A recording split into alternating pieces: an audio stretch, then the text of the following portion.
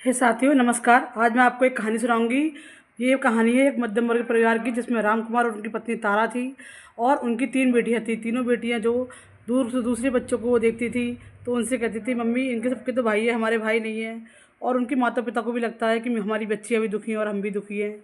तो वो भगवान से बहुत मिन्नतें करती हैं, कभी इस मंदिर जाती हैं, कभी उस मंदिर जाती हैं। और काफ़ी मिन्नतों के बाद उनके एक लड़का होता है और अब चारों बच्चे जो हैं हंसी प्रेम से बड़े होने लगते हैं धीरे धीरे करके। और बच्चे जब बड़े होने लगते हैं तो माता पिता जो है वो बेटे से ज़्यादा प्यार करते हैं और बेटियों से कम करते हैं। बेटा जो मांगता है उसके लिए तुरंत चीज़ आती है, लेकिन बेटियों के लिए बाद में आती है। तो बेटियों को कहीं ना कहीं ऐसा लगता है कि हमारे जो माता पिता हैं वो हमसे ज़्यादा हमारे भाई को प्रेम करते हैं। और इस तरह से लड़कियां जो हैं वो उससे मन ही मन चिढ़ने लग जाती हैं। लेकिन यहाँ उनके माता पिता का दायित्व बनता था कि वो अपने बच्चों में भेदभाव न करके उनसे प्रेम पूर्वक उनको समझाते, उनकी समस्याओं का समाधान करते, ना कि बच्चों में भेदभाव पैदा होना देते। और संतान तो वो दोनों उन्होंने ही पैदा किए हैं, चाहे बेटी हो चाहे बेटा है, उनको तो दोनों, उनके लिए तो दोनों ही बराबर हैं, कह सकते हैं। जिस तरह से राम लखन फिल्म में राम लखन थे, दोनों अपनी माँ के दोनों प्यारे थे और दोनों ही माँ को प्यार करते थे और दोनों माँ भी उनकी दोनों को प्यार करती थी। तो बच्चे भी चाहे बेटी हो चाहे बेटा हो वो राम लखन की तरह हैं। वो दोनों बच्चों को, माँ बाप को दोनों बच्चों को प्यार करना चाहिए। वो बच्चे जो हैं वो धीरे धीरे बढ़ रहे थे, लेकिन मन की उनके अंदर कभी कहीं ना कहीं आक्रोश बढ़ रहा था।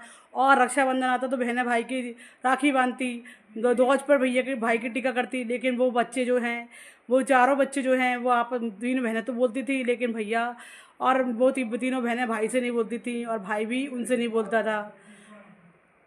एक दिन, कुछ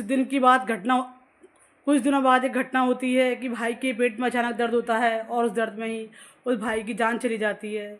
जब भाई को वो अपने पास नहीं देखती हैं, उन बहनों को एहसास होता है कि हमें भी क्या कहते हैं अपने भाई से नहीं लड़ना चाहिए और भाई से बोलना चाहिए था। और भाई तो भाई होता है, इससे क्या फ़र्क पड़ता है कि माँ बाप किसी को कुछ दें।